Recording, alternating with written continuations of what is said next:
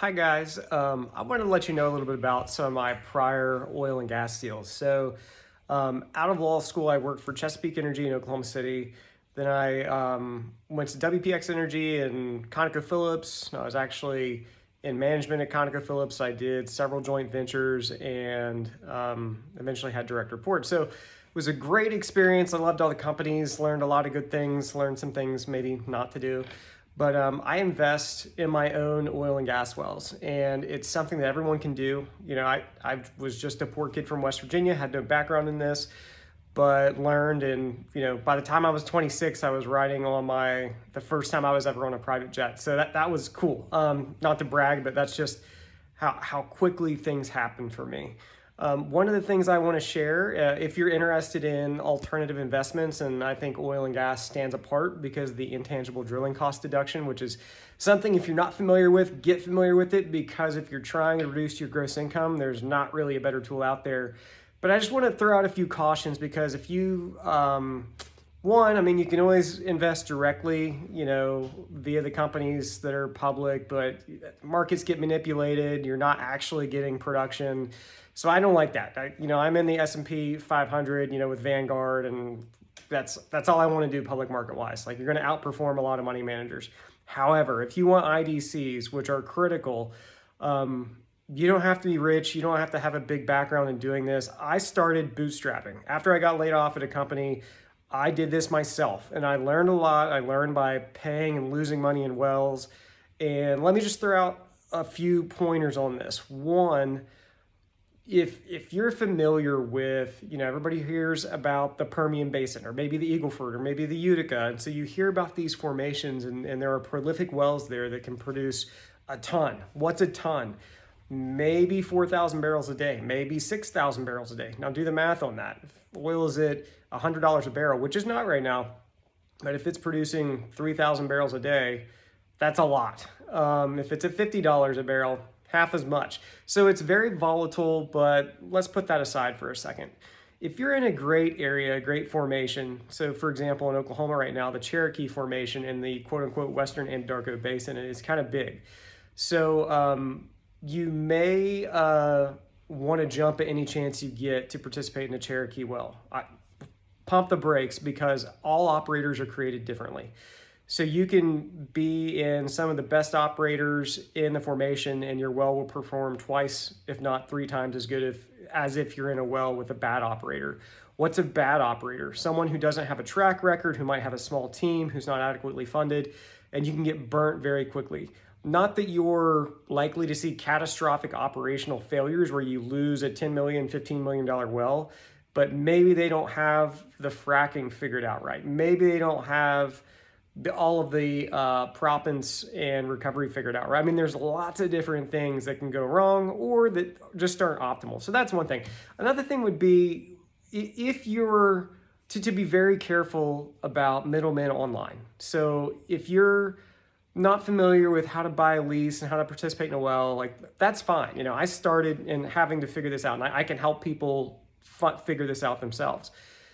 Be very, very careful when you Google direct oil and gas investments. A lot of these guys are, I'm not going to say they're not reputable, maybe some of them are, but they're going to charge you so much money, what it's called the promote, or basically the spread or the load, where if instead of paying the mineral owner 25% royalty, you will be doing that on your portion of the well that you participate in, but you're also probably going to be paying a huge fee to that middleman who's secured the lease from somebody like me or somebody else who actually goes out and buys the lease from the middle owner, and we would sell it to companies that are then selling it to you. And guess what? That comes at a premium.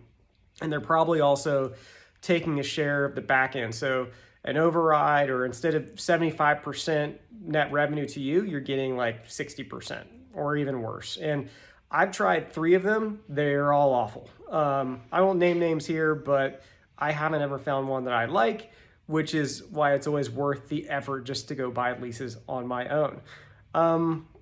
Next, know the depletion schedule. What I mean by that is oil and gas, or a well in a particular formation, depletes over time.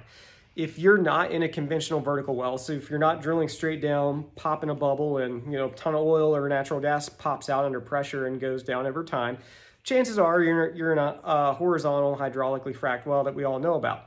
So typically these wells go 1 to 2 miles down, and then usually 2, sometimes 3 miles, depending on the formation you're going over. So these wells are like 5 miles long from a total measured depth standpoint. Usually these wells, depending on the formation, have what's called a hyperbolic decline in the first 6, 12, 18 months, depends on the well and the formation, meaning that you're going to get the most of your production in that first 6, 12, or 18 months in the hyperbolic decline before it goes quote unquote exponential. And that's when it levels out. So the decline curve looks like this. First production is up here, goes down, then it starts to level out, but you're still getting a, 5, 6, 7, 8% annual decline. So what you want to do if you are an oil and gas investor and you want to participate directly is pick the best areas with the best operators, get in, get the lion's share of what's called flush production basically from the well, and then sell it. You can sell it on online marketplaces. You can retain different formations. You can retain an override, so just a continual piece of production going forward. Of course, it's a trade-off. You might get less money on the front end if you do that, but you have options. So what you're doing is you're getting an intangible drilling cost deduction. So let's say you put $50,000 into a well. Typically around 80%, maybe a little higher, maybe a little lower, of that is an IDC. So let's say you have 200K gross income. If you put in 50K into a well, 40K of that is IDC. So all of a sudden your gross income is down to 160. So what's that mean? I'm not an accountant. This is not legal advice, not accounting advice. But instead of paying taxes on 200K, all of a sudden you're paying taxes on 160K. So that is a very good measurable benefit you get that same year. And on top of that, you're actually buying, quote unquote mailbox money. But if you're a working interest owner, that's active income, not passive income, which can help you offset other active losses, which is a big thing. Again, I'm not an accountant or CPA. This is just what I picked up because I'm very active in the space. So that's what I would say. I would say, 1, understand the operator you're getting in with. 2, especially be careful if you find stuff online for these guys that are promoting, hey, here's this great well, or here's a fund we're doing. Be very, very careful. Things are hidden in subscription agreements, and I would also caution, never get into a vertical well or a wildcat well. What's a wildcat well? It's a well that does not have any well control around it. What's well control?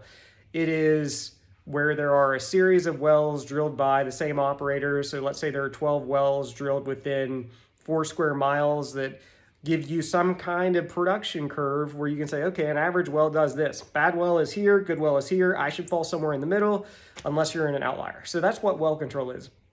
So I would avoid those. So stick with horizontal, stick with the good operators, and try to avoid the middlemen at all costs. There's ways you can learn this. There are ways you can do it for free and ways you can bootstrap it, which is how I did it. So hope this is helpful.